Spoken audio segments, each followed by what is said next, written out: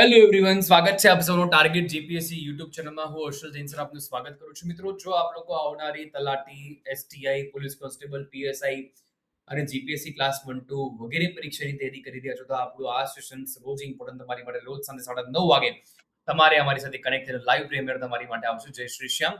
મારું નાનકડું ઇન્ટ્રોડક્શન પાક છે. મારું નામ હર્ષલ જૈન અને 7 વર્ષ કરતાં વધુ ટીચિંગ એક્સપિરિયન્સ આ ફિલ્ડની અંદર છે અને એમાં 5 સબ્જેક્ટની અંદર મને મહારત હાંસલ છે. નીચે આપેલી એક્ઝામિનેશન્સ મેં પોતે ક્લિયર કરી છે.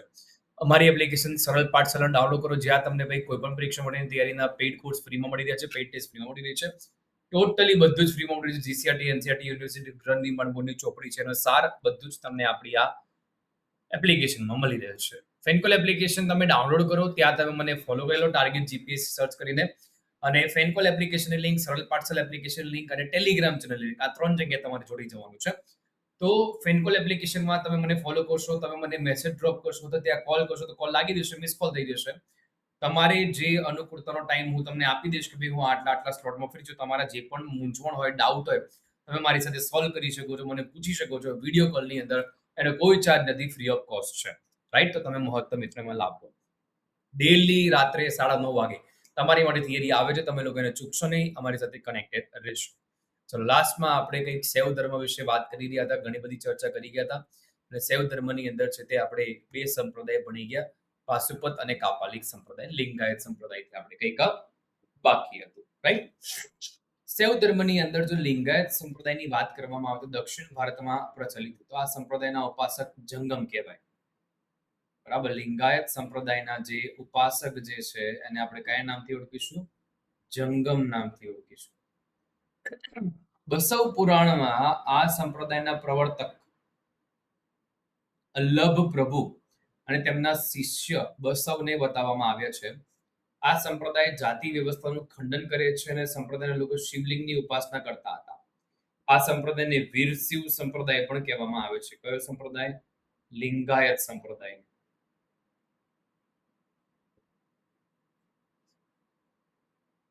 રાઈટ? વીરશિવ સંપ્રદાય તરીકે પણ ઓળખવામાં આવે છે સંપ્રદાયને. એનું તમારે ધ્યાન રાખવાનું છે. ચલો, લિંગાયત સમુદાયનું આટલું જે મેં તમને કરાવ્યું તમને ક્લિયર થઈ જવું જોઈએ. હવે આપણે જઈએ છીએ આગળ તરફ. પુરાણના નામ યાદ રાખજો ભાઈ. કાલમુખ સંપ્રદાય એના પછીનો સંપ્રદાય છે. સા સંપ્રદાયના અનુયાયીઓને શિવ પુરાણમાં મહાવ્રત ધર કહેવાય છે.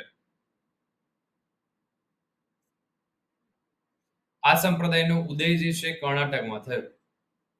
કાલમુખ સંપ્રદાયનો જે ઉદય છે, ઉદય ક્યાંથી થયો? કર્ણાટકથી થયો. આ સંપ્રદાયના આર્યો શું કરે ભાઈ? તો નરકંકાળની અંદર જ પોતાનો ખોરાક, જળ, સુરાપાન કરે અને પોતાના શરીર પર ચિત્તા ભસ્મ લગાડે છે. રાઈટ? આ કાલમુખ સંપ્રદાયની આપણે વાત કરી ગયા, સરસ મજાની એવી. તો કયા પુરાણની અંદર કાલમુખ સંપ્રદાયના અનુયાયીને મહાવ્રતધર કહેવાય છે? તો શિવ પુરાણ આવશે જવાબ તમારો. શિવ પુરાણ તમારો જવાબ આવવો જ જોઈએ. ઓકે સાહેબ, ઠીક છે, વાંધો નહીં.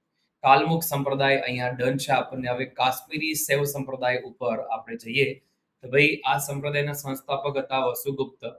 સંપ્રદાય શુદ્ધ રૂપથી દાર્શનિક અને જ્ઞાનમાર્ગી સંપ્રદાય છે. આ સંપ્રદાયમાં ભગવાન શિવને અદ્વૈત શક્તિના રૂપે સ્વીકાર કરવામાં આવ્યા છે. રાઈટ? અદ્વૈત શક્તિના રૂપે સ્વીકાર કરવામાં આવ્યા છે, જે તમારે અહીંયા ધ્યાનમાં રાખવાનું છે. કાશ્મીરી શૈવ સંપ્રદાય. નેક્સ્ટ ચર્ચા કરીએ આપણે કાશ્મીરી શૈવ સંપ્રદાય પછી નાથ સંપ્રદાય. આ સંપ્રદાયના પ્રવર્તક મચ્છિન્દ્રનાથજી હતા.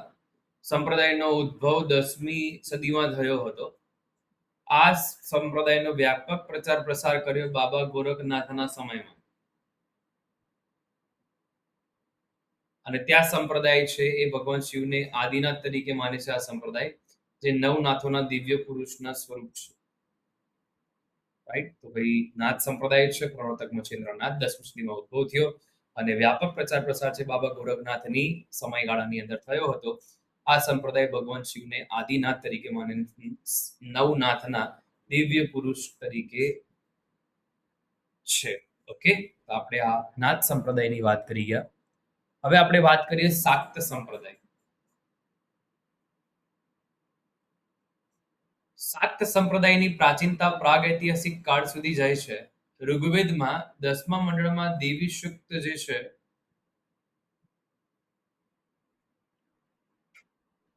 બરાબર, ઋગ્વેદના 10મા મંડળમાં દેવી સૂક્તમાં વાક્તિની ઉપાસના કરવામાં આવી છે, વાક્તિ. અને આ શાક્ત ઉપાસનાના 3 પ્રમુખ કેન્દ્ર છે. આ શાક્ત જ હશે, ચલો ભૂલથી લખાઈ ગયું હશે શાક્ત, રાઈટ, વાક્તિ નહીં.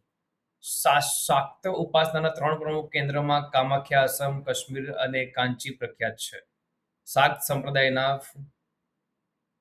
કુંડલિની નામની રહસ્યમય શક્તિનો ખૂબ જ મહત્વ છે, રાઈટ. તો આપણે આ શાક્ત સંપ્રદાય વિશે વાત કરી ગયા. હવે આપણે નેક્સ્ટ સંપ્રદાય લઈએ છીએ આની અંદર. આ શાક્ત સંપ્રદાયમાં શિવની પત્ની પાર્વતીને ભાઈ જગત જનની કહેવામાં આવે છે. શિવની પત્ની જે પાર્વતી છે એમને જગત જનની કહ્યા છે. દુર્ગા, કાલી, ભવાની, ચામુંડા, રુદ્રાણી, લક્ષ્મી, સરસ્વતી, અદિતિ, ઉષાશ્રી વગેરે શક્તિ સ્વરૂપે દેવીઓની પૂજા કરવામાં આવે છે, રાઈટ. તો આપણે એ પણ ધ્યાનમાં રાખીશું. થોડુંક આપણે આગળ વાત કરીએ. શાક્ત સંપ્રદાય અહીંયા પૂરું. શૈવ ધર્મના અન્ય મહત્વના ફેક્ટ જોઈ લઈએ, એટલે પછી આપણે અહીંયા પોઈન્ટ ઓફ વ્યૂ છે તે ડિસકન્ટિન્યુ કરીએ. વામન પુરાણની જ્યારે વાત કરતા હોય ને, વામન પુરાણ, તો વામન પુરાણમાં શૈવ સંપ્રદાયની સંખ્યા 4 બતાવવામાં આવી છે, રાઈટ. જેમાં પશુપત, કાપલિક, કાલામુખ, લિંગાયતનો સમાવેશ થાય છે. વામન પુરાણની અંદર શૈવ સંપ્રદાયની કેટલી 4 બતાવવામાં આવી છે: પાશુપત, કાપાલિક, કાલામુખ અને લિંગાયત. દક્ષિણ ભારતમાં શૈવ ધર્મ જે છે ને એ ભાઈ રાષ્ટ્રકૂટ, ચાલુક્ય, પલ્લવ, ચોલ રાજાનો સમય લોકપ્રિય હતો. ઇલોરાનું પ્રખ્યાત કૈલાશ મંદિર એક જ ખડક પથ્થરમાંથી કોતરી બતાવેલું છે, બરાબર. રાષ્ટ્રકૂટ રાજા કૃષ્ણ પ્રથમે કુષાણ રાજાઓના મુદ્રા પર શિવને નંદીનું એક સાથે ચિત્રણ મળ્યું છે, બરાબર.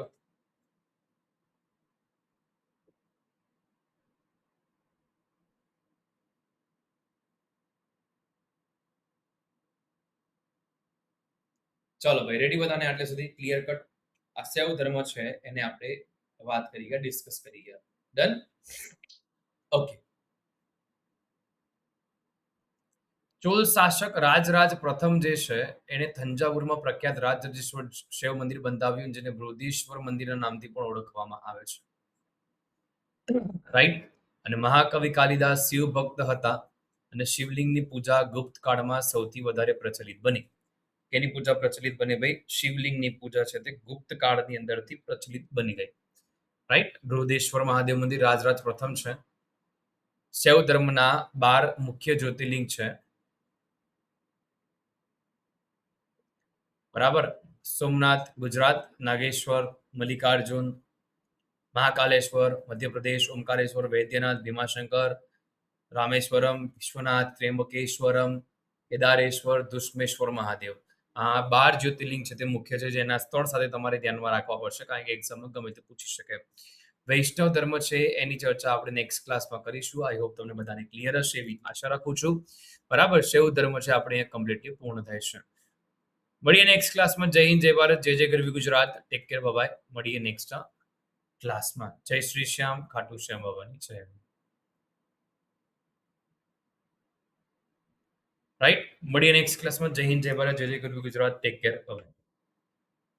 Thank you for watching this video. Subscribe, share, and like.